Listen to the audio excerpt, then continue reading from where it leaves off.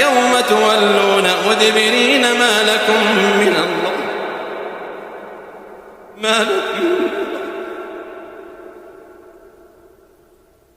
يوم تولون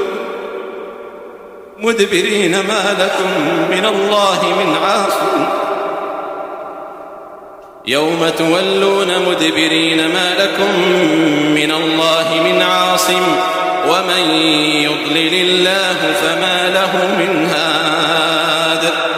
ولقد جاءكم يوسف من قبل بالبينات فما زلتم في شك مما جاءكم به